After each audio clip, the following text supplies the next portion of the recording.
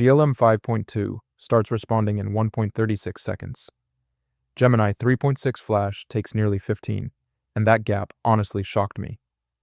Both models dropped recently, and people are picking sides fast, so I ran 5 real tests across reasoning, speed, context, pricing, and multilingual support, all sourced from independent labs with no vendor money involved. I went in expecting Gemini 3.6 Flash to be way more competitive, but the actual numbers tell a different story, and one of these models is cheaper and scores higher on coding benchmarks.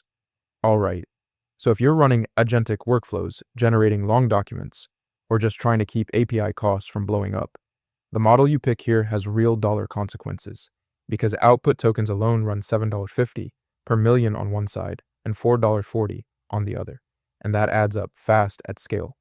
Test 1 is reasoning accuracy, and this one stings when a model gets it wrong, because you don't always catch it until you've already shipped a bad code fix or a wrong answer on a complex problem, and you're stuck in a painful debugging loop.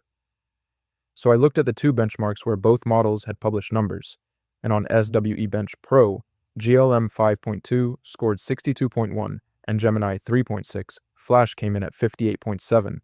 Then on the AI Intelligence Index, it was 51 versus 50. And since these came from different test setups, floativity versus emergent, I take the exact delta with a grain of salt, but GLM 5.2 is ahead on both. GLM 5.2 takes reasoning, and honestly I was expecting Gemini to be closer, maybe even ahead on the coding side, but 62.1 versus 58.7 on SWE Bench is a real gap.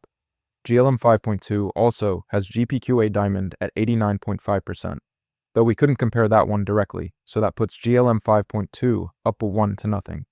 Test 2 is inference speed, and slow response times kill user experience fast, because if you've ever watched a chat UI stall for 15 seconds before the first word appears, you know how bad that feels. And in an agentic loop, that latency compounds every single step.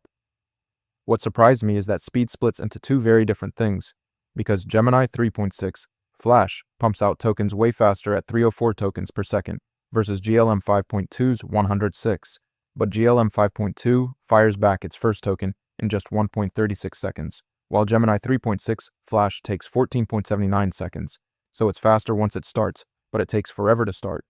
This one's a tie, and I didn't expect that, because I figured Gemini's 304 tokens per second would just win outright, but that 14.79 second wait for the first token is a real problem for interactive use cases. So GLM 5.2's TTFT wins that half, and the score stays at GLM 5.21, Gemini 3.60, 1 tied. Test 3 is context window, and running out of output tokens mid-generation means your model just stops, so you get a truncated report or half a refactored file, and you have to stitch the whole thing back together manually, which is not a minor inconvenience. Both models tie on input context at 1 million tokens, which is huge for long documents or big code bases, but on the output side, GLM 5.2 goes up to 128,000 tokens in a single response, while Gemini 3.6 Flash caps out at 65,536, so that's nearly double the output headroom on the GLM 5.2 side.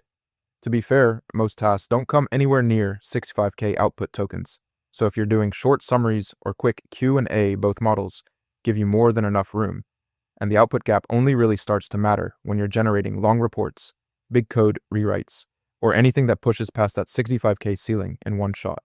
GLM 5.2 takes context, and I expected both models to be basically identical here, since the input window is the same, but 128K versus 65K on output is a real difference for heavy generation work, so that's 2 wins for GLM 5.2. Now, 0 for Gemini 3.6, with 1 test tied. Test 4 is pricing, and this is the one that wrecks budgets because you run a few thousand API calls in testing, and everything looks fine. Then you scale up and the invoice hits, and it's way bigger than you planned, especially on output tokens when you're generating long responses at volume. GLM 5.2 comes in at 1.40 per million input tokens and 4.40 per million output. Gemini 3.6 Flash is 1.50 input and $7.50 output, and the blended rate from artificial analysis puts GLM 5.2 at $0.90 versus 1.16 for Gemini, so that output gap of 4.40 versus $7.50 is really where it compounds on heavy generation jobs. GLM 5.2 wins pricing, and it's not even close on output, 440 versus 750 per million tokens, and I was expecting a tighter race since Gemini is a Flash model, and Flash is supposed to be the cheap tier, but GLM 5.2 undercuts it across input, output, and blended. So that's 3 wins for GLM 5.2, 0 for Gemini 3.6, 1 tied. Test 5 is multilingual support, and if you're shipping a product to users in multiple languages, and the model falls apart outside English, you've got a real problem because degraded output quality in Chinese or Spanish is hard to catch before it ships, and it breaks the experience for a chunk of your audience.